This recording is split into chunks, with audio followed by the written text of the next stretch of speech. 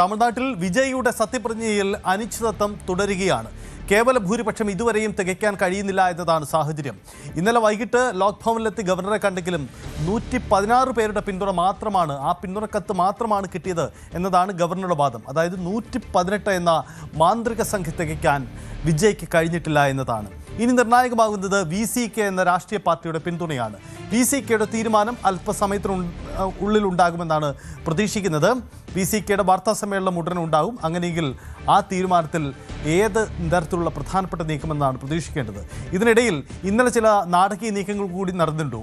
AMMKയുടെ പിന്തുണയിലും വിവാദം പുകയുകയാണ്. ഇന്നലെ AMKയുടെ വിജയെ പിന്തുണയ്ക്കുന്നില്ലെന്ന് general secretary TTV Dinakaran വ്യക്തമാക്കി. അതേസമയം തങ്ങളുടെ പിന്തുണ AADMKയാണെന്ന് സൂചിപ്പിച്ചുകൊണ്ട് ഗവർണറെ കണ്ട് കത്ത് കൈമാറിയിരിക്കുകയാണ് TTV ദിനകരൻ. ഇത്തരത്തിലുള്ള നാടകീയ നീക്കങ്ങൾ തമിഴക രാഷ്ട്രീയത്ത് നടന്നുകൊണ്ടിരിക്കുകയാണ്. എന്തായാലും ഈ വിഷയത്തിൽ എന്ത് സംഭവിക്കുമെന്നതാണ് പ്രധാനപ്പെട്ട കാര്യം. കോൺഗ്രസ് ആവട്ടെ തങ്ങളുടെ MLAമാരെ ഹൈദരാബാദിലേക്ക് മാറ്റിയിട്ടുണ്ട്. കാരണം ഏതെങ്കിലും തരത്തിലുള്ള ചരടുവലികളും നീക്കങ്ങളും ഒക്കെ തടയുന്നതിൻ്റെ ഭാഗമായിട്ടാണ് കോൺഗ്രസ് ഒരു രാഷ്ട്രീയ നിലപാട് അവിടെ പ്രഖ്യാപിച്ചിട്ടുണ്ട്. അതുകൊണ്ട് ആ നീക്കങ്ങൾ വളരെ പ്രധാനപ്പെട്ടതാണ്. നമുക്ക് തമിഴക രാഷ്ട്രീയത്തിലേക്ക് പോകാം. എന്താണ് നടക്കുന്നത് എന്ന കാര്യം കൂടി നമുക്ക് വിശദമായി പരിശോധിക്കാം. അല്പസമയത്തിനുള്ളിൽ VCKയുടെ വാർത്താ സമ്മേളനം ഉണ്ടാകും. വിജയ്ക്ക് പിന്തുണ എന്ന കാര്യം അവർ വാക്കാൽ ഉറപ്പ് നൽകിയിട്ടുണ്ടെങ്കിലും അത് സംബന്ധിച്ച മറ്റ് നീക്കങ്ങൾ കൂടിയാണ് നമുക്കിനി അറിയേണ്ടത്. CV അനുമോദ് ചേരുന്നുണ്ട്. അനുമോദ്, എല്ലാ കണ്ണുകളും തമിഴ്നാട്ടിലേക്കാണ്. വിജയ് സത്യപ്രതിജ്ഞ ചെയ്യുമോ? ഇന്ന് യഥാർത്ഥത്തിൽ സത്യപ്രതിജ്ഞ നിശ്ചയിച്ചിരുന്നതാണ്, പക്ഷേ അത് സാധ്യമാവാതെ പോകുന്നത് ഈ രാഷ്ട്രീയ പ്രതിസന്ധിയാണ്. VCKയുടെ പിന്തുണ പ്രഖ്യാപിക്കലാണോ ഇന്നിനി നടക്കാൻ പോകുന്നത്?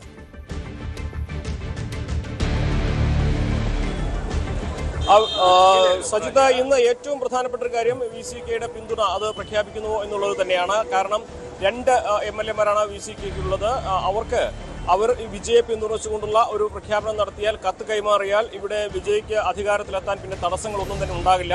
3ാം തവണയും സർക്കാരിന്റെ രൂപീകരണത്തിനായി ഗവർണറെ കണ്ടപ്പോൾ ഗവർണർ ആവശ്യപ്പെട്ടത് ആവശ്യമായ MLAമാരുടെ പിന്തുണ അതുമായി വരാനുള്ള ഒരു നിർദ്ദേശമാണ് നൽകിയത്. പക്ഷേ അത് ഹാജരാക്കാൻ കഴിഞ്ഞിരുന്നില്ല. 116 പേരുടെ പിന്തുണ മാത്രമായിരുന്നു അപ്പോഴും ഉണ്ടായിരുന്നത്. തുടർന്ന് 2 പേരുടെ പിന്തുണ എന്നുള്ള ആവശ്യത്തിലേക്ക് എത്തുമ്പോൾ VCKയുടെ പിന്തുണ അവിടെ വളരെ അത്യാവശ്യമായി വരുന്ന സാഹചര്യമാണ് നിലവിൽ വന്നിരിക്കുന്നത്. ഇവിടെ കോമൺ മിനിമം പ്രോഗ്രാം മുൻനിർത്തി എന്തെങ്കിലും ആവശ്യങ്ങൾ VCK മുന്നോട്ട് വയ്ക്കുമോ, അതോ ഉപമുഖ്യമന്ത്രി സ്ഥാനമോ മന്ത്രിസ്ഥാനമോ ആവശ്യപ്പെടുമെന്നുള്ള ചോദ്യം ഉയരുന്നുണ്ട്. CPM-ഉം CPI ഉപാധിരഹിതമായിട്ടാണ് വിജയ്ക്ക് പിന്തുണ പ്രഖ്യാപിച്ചെങ്കിൽ VCK എന്തെങ്കിലും ഉപാധികൾ മുന്നോട്ട് വയ്ക്കുമോ എന്ന ചോദ്യമാണ് പ്രധാനമായിട്ടും ഉയരുന്നത്. അതിന് അല്പസമയം കൂടി കാത്തിരിക്കേണ്ട സാഹചര്യമുണ്ട്. അല്പസമയത്തിനകം തിരുമാവളവന്റെ വാർത്താ സമ്മേളനം അദ്ദേഹം വിളിച്ചു ചേർത്തിട്ടുണ്ട്. നമ്മളിപ്പോൾ അദ്ദേഹത്തിന്റെ ആസ്ഥാനത്താണുള്ളത്, VCKയുടെ ആസ്ഥാനത്താണുള്ളത്. എന്തെല്ലാം കാര്യങ്ങൾ അദ്ദേഹം ഇതിൽ പറയുമെന്നുള്ളതാണ് അറിയാനുള്ളത്. ഇനി VCKയുടെ പിന്തുണ ഇല്ലെങ്കിലാണ് രാഷ്ട്രീയ പ്രതിസന്ധി കൂടുതൽ കഠിനമാവുക. കാരണം ആർക്കും തന്നെ ഭരിക്കാനുള്ള ഭൂരിപക്ഷം ഇവിടെ ഉണ്ടാകാത്തൊരു സാഹചര്യം വരും. DMK ADMK ലയനം എന്നുള്ളത് സഖ്യകക്ഷികളുടെ പിന്തുണ ഇല്ലാതെ സാധ്യമാകില്ല ഭരണത്തിലെത്തുവാൻ. അതിന് സഖ്യകക്ഷികൾ കൈകൊടുക്കാൻ കഴിയുന്നൊരു സാഹചര്യവുമല്ല നിലവിലുള്ളത്. മറുവശത്ത് രാഷ്ട്രീയമായിട്ടുള്ള അസ്ഥിരാവസ്ഥ നിലനിൽക്കുന്ന സാഹചര്യത്തിൽ രാഷ്ട്രപതി ഭരണത്തിലേക്ക് പോകുന്ന ഒരു അവസ്ഥയും ഉണ്ടാകും. അത് ഒഴിവാക്കണമെങ്കിൽ വിജയ്ക്ക് ഭരണത്തിലെത്തിയേ തീരൂ. വിജയ സർക്കാർ രൂപീകരിക്കാൻ ചെറുകക്ഷികൾ പിന്തുണ കൊടുത്തേ തീരൂ. ആ ഒരു സാഹചര്യത്തിൽ VCK CPM-ഉം CPM സ്വീകരിച്ച നിലപാട് പിന്തുടർന്ന് വിജയ്ക്ക് പിന്തുണ നൽകും എന്നുള്ള പ്രതീക്ഷ തന്നെയാണ് ഉള്ളത്. പക്ഷേ എന്തെല്ലാം ഡിമാൻഡുകൾ അവർ മുന്നോട്ട് വയ്ക്കും എന്നുള്ളതാണ് കണ്ടറിയേണ്ട ഒരു കാര്യം. അതേസമയം നാടകീയമായ ഒട്ടേറെ നീക്കങ്ങൾ ഇന്നലെ രാത്രിയും ഇവിടെ സംഭവിച്ചിരുന്നു. AMMKയ്ക്ക് ഒരു MLA ആണുള്ളത്, കാമരാജ്. അദ്ദേഹം പിന്തുണയ്ക്കുന്നതായിട്ട് വിജയ് ഗവർണർക്ക് നൽകിയ കത്തിൽ പരാമർശമുണ്ടായിരുന്നു. പക്ഷേ അതിന് തൊട്ടു പിന്നാലെ തന്നെ TTV ദിനകരൻ AMMKയുടെ ജനറൽ സെക്രട്ടറി ഗവർണറെ കണ്ട് അത്തരത്തിൽ ഒരു കത്ത് നൽകിയിട്ടില്ല. AMMKയുടെ പിന്തുണ ADMKയ്ക്കാണ്, എടപ്പാടിക്കാണെന്ന് വ്യക്തമാക്കി. അതിനെ തുടർന്ന് ഇന്ന് രാവിലെ കാമരാജ് ഈ ഒരു കത്ത് എഴുതുന്ന ദൃശ്യങ്ങൾ TVക്ക് പുറത്തുവിടുന്നൊരു സാഹചര്യം ഉണ്ടായി.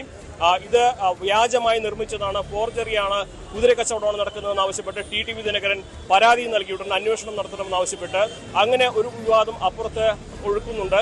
ഇവിടെ വിജയ് പിന്തുണയ്ക്കായിട്ട് VCKയുടെ നിലപാട് കാത്തിരിക്കുമ്പോൾ AMMK ഇതിൽ രാഷ്ട്രീയമായിട്ടുള്ള ചില നീക്കങ്ങൾ നടത്തുന്നു എന്നുള്ളതാണ് പ്രധാനപ്പെട്ട ഒരു കാര്യം. മറുവശത്ത് ADMKയുടെ MLAമാർ ഇന്ന് പുതുച്ചേരിയിൽ നിന്നും ചെന്നൈയിലേക്ക് വരുന്നുണ്ട്. അവിടെയും ADMKയുടെ നിർണായക യോഗവും പുരോഗമിക്കുന്നുണ്ട്. കോൺഗ്രസിന് MLAമാരാകട്ടെ ഹൈദരാബാദിലേക്ക് മാറ്റിയിരിക്കുകയാണ്, ഹൈദരാബാദിലെ റിസോർട്ടിലേക്ക് മാറ്റിയിരിക്കുകയാണ്. അങ്ങനെ രാഷ്ട്രീയമായിട്ട് എപ്പോഴും എവിടേക്കും തിരിയാവുന്ന അവസ്ഥയിലാണ് തമിഴ് രാഷ്ട്രീയ മനസ്സിപ്പോഴുള്ളത്. സ്വാഭാവികമായിട്ടും തെരഞ്ഞെടുപ്പിൽ വലിയ വിജയം നേടാൻ സാധിച്ചെങ്കിലും ഭരണത്തിലേറുവാൻ സാധിക്കാത്ത ആ ഒരവസ്ഥയാണ് വിജയ്ക്ക് ഇപ്പോഴുമുള്ളത്. അതുകൊണ്ട് തന്നെ നാടകീയമായ എവിടേക്കും മാറാവുന്ന രാഷ്ട്രീയ കാലാവസ്ഥയാണ് തമിഴ്നാട്ടിൽ. ഇതിനൊക്കെ ഒരു പരിഹാരം താൽക്കാലികമായിട്ടെങ്കിലും VCKയുടെ പിന്തുണ ഉറപ്പാക്കുന്നതിലൂടെ വിജയ്ക്ക് സാധിക്കും.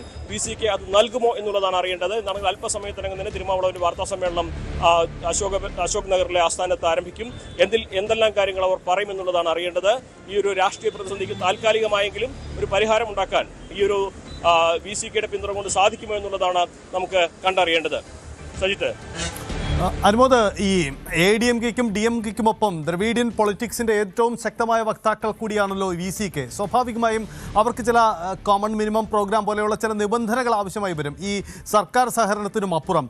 ഉദാഹരണത്തിന് അവർ ഈ ആൻറ്റി കാസ്റ്റ് സിസ്റ്റത്തിന് വേണ്ടി അതിശക്തമായി നിൽക്കുന്നതാണ്. അതായത് BJPയെ ശക്തമായി എതിർക്കുന്ന, BJPയുടെ സംഘപരിവാർ സംവിധാനങ്ങളെ ശക്തമായി എതിർക്കുന്നതാണ് അവരുടെ പ്രഖ്യാപിത ലക്ഷ്യം തന്നെ. അപ്പോൾ സ്വാഭാവികമായും വിജയും ഒപ്പം ചേരുന്നത് ഭാവിയിൽ എന്തെങ്കിലും തരത്തിലുള്ള വെല്ലുവിളി ഉണ്ടാകുമോ? ഇപ്പോൾ ഇടതു പാർട്ടികൾ പുറത്തുനിന്ന് പിന്തുണയ്ക്കുന്നത് പോലെയുള്ള നീക്കത്തിലേക്ക് VCക്ക് പോകാനുള്ള സാധ്യതയാണോ, അതോ മന്ത്രിസഭയിൽ ചേർന്ന് തന്നെയുള്ള ഒരു നീക്കമായിരിക്കുമോ VCക്കിൽ നിന്നും പ്രതീക്ഷിക്കേണ്ടത്?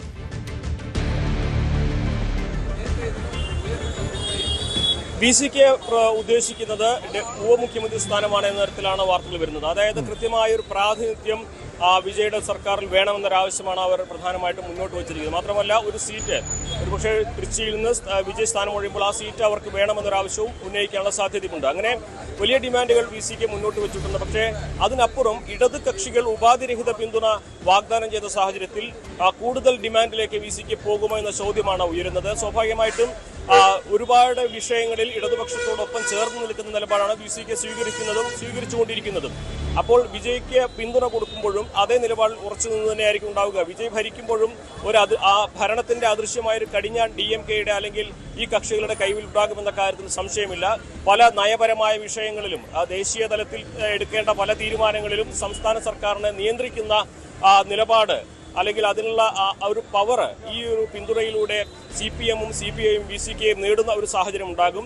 അതിനൊപ്പം VCK മന്ത്രിസഭയിൽ കൂടി അംഗത്വം നേടുമ്പോൾ അല്ലെങ്കിൽ പ്രാതിനിധ്യം നേടുമ്പോൾ നയപരമായ തീരുമാനങ്ങൾ എടുക്കുന്നതിലും നേരിട്ടുള്ള ഇടപെടലിന് അവർക്ക് സാഹചര്യമുണ്ട്.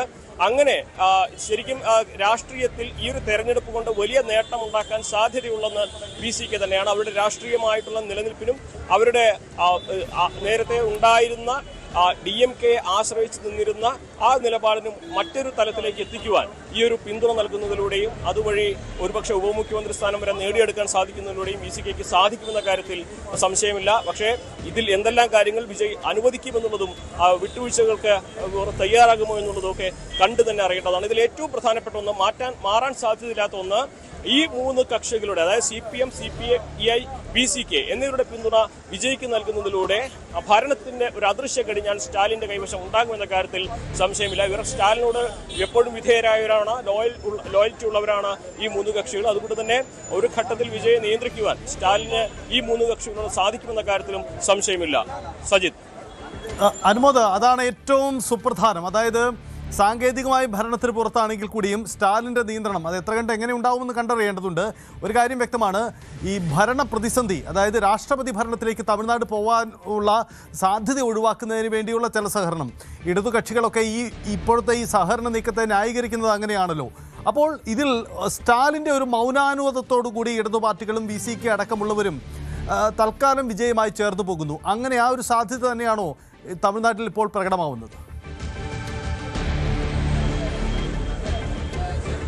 തീർച്ചയായും അതുതന്നെയാണ് സജിത്ത് ഇതിൽ ഏറ്റവും പ്രധാനപ്പെട്ട ഒരു കാര്യം. സ്റ്റാലിന്റെ മൗനാനുവാദത്തോടെ തന്നെയാണ് CPMഉം CPIയും ഇനിയിപ്പോൾ VCKയും ഒക്കെ വിജയെ പിന്തുണയ്ക്കാൻ പോകുന്നത്. സ്റ്റാലിൻ തന്നെ വ്യക്തമാക്കിയിരുന്നു 6 മാസത്തേക്ക് വിജയെ ഞങ്ങൾ ശല്യം ചെയ്യില്ല, വിജയ് എങ്ങനെ ഭരിക്കും, എന്തെല്ലാം കാര്യങ്ങൾ തീരുമാനിക്കും എന്നുള്ളതൊക്കെ കണ്ടറിയണം എന്നൊരു നിലപാട് അദ്ദേഹം സ്വീകരിച്ചിരുന്നു.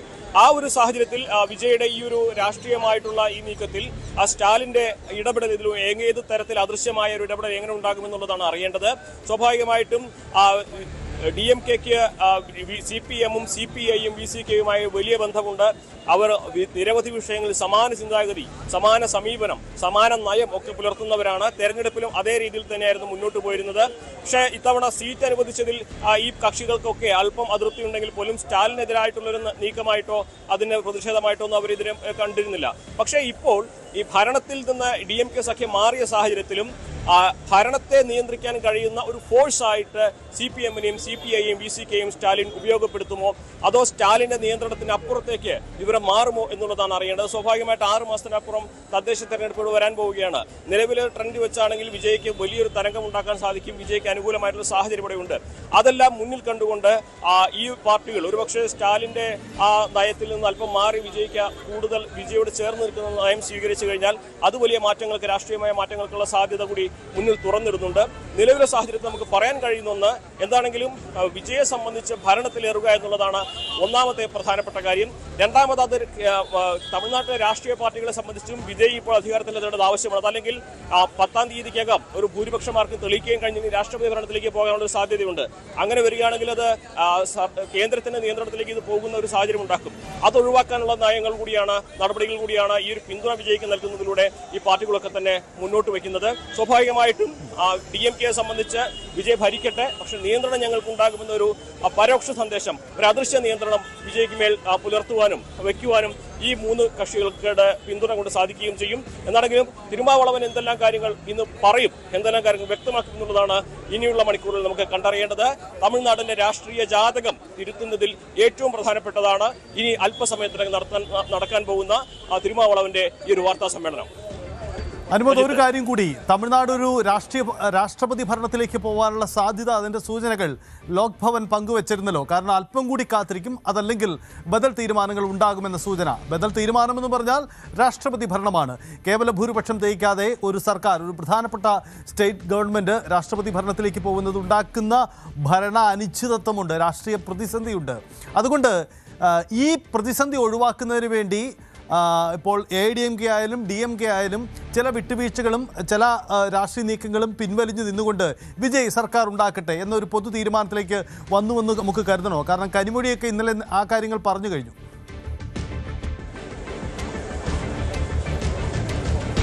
തീർച്ചയായും അതുതന്നെയാണ് ഇതിൽ നേരത്തെ സൂചിപ്പിച്ചതിൽ ഏറ്റവും പ്രധാനപ്പെട്ട ഒരു കാര്യം. രാഷ്ട്രീയമായിട്ട് രാഷ്ട്രപതി ഭരണം വരികയാണെങ്കിൽ ഇത് ഇവിടുത്തെ രാഷ്ട്രീയ കക്ഷികളുടെ കയ്യിൽ നിൽക്കാത്തൊരു സാഹചര്യം വരും. അതിനപ്പുറം 6 മാസത്തിനപ്പുറം മറ്റൊരു തെരഞ്ഞെടുപ്പ് വരുമ്പോൾ അവിടെ വിജയ് ഇപ്പോൾ ഉണ്ടാക്കിയ വിജയത്തിന് അപ്പുറത്തുള്ളൊരു വിജയമായിരിക്കും വിജയ്ക്ക് നേടാൻ കഴിയുക. കാരണം പല സാഹചര്യങ്ങളും വിജയ്ക്ക് അനുകൂലമായിട്ട് വന്നിട്ടുണ്ട്. മറ്റൊരു സഹതാപ തരംഗവും ആരാധനയ്ക്കപ്പുറത്തുള്ളൊരു സഹതാപ തരംഗം കൂടി വരാനുള്ള സാധ്യതയുമുണ്ട്. വിജയ് ഇവർ ഭരിക്കാൻ അനുവദിച്ചില്ല എന്നൊരു നിലപാട്, അങ്ങനെ ഒരു കാര്യം ജനങ്ങൾക്ക് തോന്നുകയാണെങ്കിൽ. അപ്പോൾ ഈ 2 കാര്യങ്ങളും ദ്രാവിഡിയൻ രാഷ്ട്രീയത്തിൽ വലിയ ബുദ്ധിമുട്ടുണ്ടാക്കുന്നതാണ് DMK-ക്കും ADMK-ക്കും. അപ്പോൾ അത് ഒഴിവാക്കുവാൻ ഒരു സുസ്ഥിരമായ ഗവൺമെന്റ് ഇവിടെ ഉണ്ട് എന്നൊരു സന്ദേശം സർക്കാരിന് രൂപീകരിക്കേണ്ട സാഹചര്യം ഇവിടെ ഉണ്ടെന്നുള്ള സന്ദേശം ഗവർണർക്ക് മുമ്പാകെ ബോധ്യപ്പെടുത്തേണ്ടതുണ്ട്. അതിനുവേണ്ടിയുള്ള ഈ നീക്കങ്ങളാണ് ഇപ്പോൾ നടന്നുകൊണ്ടിരിക്കുന്നത്. പക്ഷേ DMK ADMK സഖ്യം എന്നുള്ളത് പ്രായോഗികമല്ല. അതിന്റെ കാരണം DMK-യും ADMK-യും ഒരുമിച്ച് കൈകോർത്താൽ പോലും ഭരണത്തിലെത്താനുള്ള 118 എന്ന സംഖ്യയിൽ എത്താനാകില്ല. അതിന് ചെറു കക്ഷികളുടെ പിന്തുണ വേണം. പക്ഷേ DMK-യുടെ കൂടെയും ADMK-യുടെയും കൂടെയുള്ള ചെറു കക്ഷികൾ, അതായത് സഖ്യകക്ഷികൾ പരസ്പരം കൈകൊടുക്കാൻ തയ്യാറാവാത്തവരാണ്. PMK-യുടെയും VCK-യുടെയും രാഷ്ട്രീയ നിലപാടുകൾ 2 ധ്രുവങ്ങളുള്ളതാണ്. മാത്രമല്ല BJP ADMK-യുടെ കൂടെ ഉള്ളതുകൊണ്ട് CPM-ഉം CPI-യും VCK-യും ഒന്നും അത്തരത്തിൽ ഒരു കൈകൊടുക്കലിന് തയ്യാറാവുകയും ചെയ്യില്ല. സ്വാഭാവികമായിട്ടും അവിടെ മറ്റൊരു സാധ്യതയുള്ളത് ADMK-യുടെ ഏതെങ്കിലും ഒരു ADMK അധികാരത്തിൽ വരികയാണെങ്കിൽ DMK-യിലെ ഒരു വിഭാഗത്തിന്റെ പിന്തുണ DMK-യിലെ ഒരു വിഭാഗത്തെ അടർത്തിക്കൊണ്ടുവന്ന് പിന്തുണപ്പിക്കുക എന്നുള്ളത്, അതും രാഷ്ട്രീയമായിട്ട് ഏറെ പ്രതിസന്ധി നിറയുന്ന ഒരു സാഹചര്യമായിരിക്കും ഉണ്ടാക്കുക. അതിനേക്കാളൊക്കെ എളുപ്പത്തിൽ ഇവിടെ നടക്കാൻ സാധ്യതയുള്ളൊന്ന്, അല്ലെങ്കിൽ പ്രായോഗിക തലത്തിൽ കൊണ്ടുവരാൻ സാധ്യതയുള്ള ഒരേ ഒരു കാര്യം വിജയെ അധികാരത്തിൽ എത്തിക്കുക. വിജയുടെ അധികാരത്തിൽ ഭരിക്കുന്നത് വിജയാണെങ്കിലും നിയന്ത്രിക്കുന്നത് സ്റ്റാലിനാണ് എന്നൊരു സാഹചര്യം ഒരുക്കുക. അതിന് വേണ്ട നടപടികൾ സ്വീകരിക്കുക. അതിനാണ് ഇപ്പോൾ പ്രായോഗികമായിട്ടുള്ള ഒരേ ഒരു പോംവഴി ഈ VCK-യുടെ പിന്തുണ വിജയ്ക്ക് ഉറപ്പാക്കുക എന്നുള്ളതാണ്. എന്തായാലും VCK അത്തരത്തിലൊരു നീക്കത്തിലേക്ക് തന്നെ പോകുമെന്നതിനെ വേണം കരുതുവാൻ. ഇപ്പോൾ ഇന്നലെ നിലപാട് പ്രഖ്യാപിക്കാത്തത് ഒരുപക്ഷെ ചില കാര്യങ്ങൾ നേടിയെടുക്കാനുള്ള സമ്മർദ്ദതന്ത്രമായിട്ട് വേണം വിലയിരുത്തുവാൻ. ഉപമുഖ്യമന്ത്രി സ്ഥാനം വരെ ആവശ്യപ്പെട്ടെന്ന് പറയുമെങ്കിലും ഒരുപക്ഷെ ഒരു കോമൺ മിനിമം പ്രോഗ്രാം അത് വിജയ് പാലിക്കണമെന്നൊരു നിർദ്ദേശം ഇവർ മുന്നോട്ട് വയ്ക്കാനുള്ള സാധ്യതയുണ്ട്. എന്താണെങ്കിലും എന്തെല്ലാം ഉപാധികൾ മുന്നോട്ട് വെച്ചായിരിക്കും VCK വിജയ്ക്ക് പിന്തുണ പ്രഖ്യാപിക്കുക എന്നുള്ളത് അറിയേണ്ട ഒന്നാണ്. ഒരുപക്ഷെ ഇന്ന് ഉച്ചയ്ക്ക് മുമ്പായിട്ട് ഈ ചോദ്യങ്ങൾക്കെല്ലാം ഉത്തരം ലഭിക്കുമെന്ന് നമുക്ക് പ്രതീക്ഷിക്കാം. യെസ്, തമിഴക രാഷ്ട്രീയത്തിൽ നിന്ന് നമുക്ക് പ്രതീക്ഷിക്കേണ്ട കാര്യം അതാണ്. കൂടുതൽ വാർത്തകൾക്ക് News 18 കേരളം യൂട്യൂബ് ചാനൽ സബ്സ്ക്രൈബ് ചെയ്യുക.